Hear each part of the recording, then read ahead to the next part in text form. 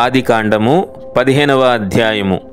ఇవి జరిగిన తరువాత యెహోవా వాక్యము అబ్రామునకు దర్శనమందు వచ్చి, అబ్రామా, భయపడకము, నేను నీకు కేడెము, నీ బహుమానము అత్యధికమగునని చెప్పెను. అందుకు అబ్రాము, ప్రభువైన యెహోవా నాకేమి ఇచ్చినానేమి? నేను సంతానము లేనివాడనైపోవచ్చున్నానే. దమస్కు ఎలియాజరే నా ఇంటి ఆస్తికర్త యగును గదా.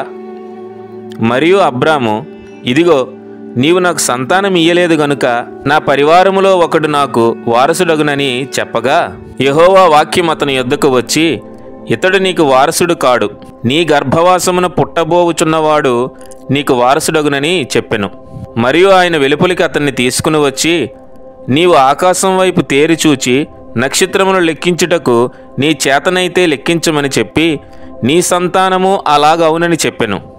అతడు యెహోవాను నమ్మెను, ఆయన అది అతనికి నీతిగా ఎంచెను. మరియు ఆయన, నీవు ఈ దేశమును స్వతంత్రించుకొనున్నట్లు దానిని నీకిచ్చుటకు కల్దీయుల ఊరను పట్టణములో నుండి నిన్ను యువతలకు తీసుకుని వచ్చిన యెహోవాను నేనే అని చెప్పినప్పుడు, అతడు, ప్రభువైన యెహోవా, నేను దీన్ని స్వతంత్రించుకొనేదనని నాకెట్లు తెలియననగా, ఆయన, 3 ఏండ్ల పెయ్యను, 3 ఏండ్ల మేకను, 3 ఏండ్ల పొట్టేలును, ఒక తెల్ల గువ్వను, ఒక పావురపు పిల్లను నా ఎద్దుకు తెమ్మని అతనితో చెప్పెను. అతడు అవన్నీ తీసుకుని వాటిని నడుముకు ఖండించి దేని కంఠమును దాని కంఠమునకు ఎదురుగా నుంచెను. పక్షులను అతడు ఖండింపలేదు. గద్దలు ఆ కళేబరముల మీద వాలినప్పుడు అబ్రాము వాటిని తోలివేసెను. ప్రొద్దు కృంగబోయినప్పుడు అబ్రామునకు గాఢ నిద్ర పట్టెను. భయంకరమైన కటిక చీకటి అతన్ని కమ్మగా, ఆయన, నీ సంతతి వారు తమది కాని పరదేశమందు నివసించి ఆ దేశపు వారికి దాసులుగా నుందురు. వారు 400 ఏండ్లు వీరిని శ్రమ పెట్టుదురు.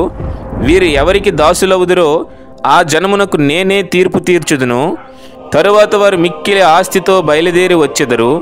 నీవు క్షేమముగా నీ పితరుల యొద్దకు పోయెదవు. మంచి వృద్ధాప్యమందు పాతిపెట్టబడదువు. అమోరీయుల అక్రమము ఇంకనూ సంపూర్ణము కాలేదు గనుక నీ 4వ తరం వారు ఇక్కడికి మరలా వచ్చెదరని నిశ్చయముగా తెలుసుకొనమని అబ్రాముతో చెప్పెను.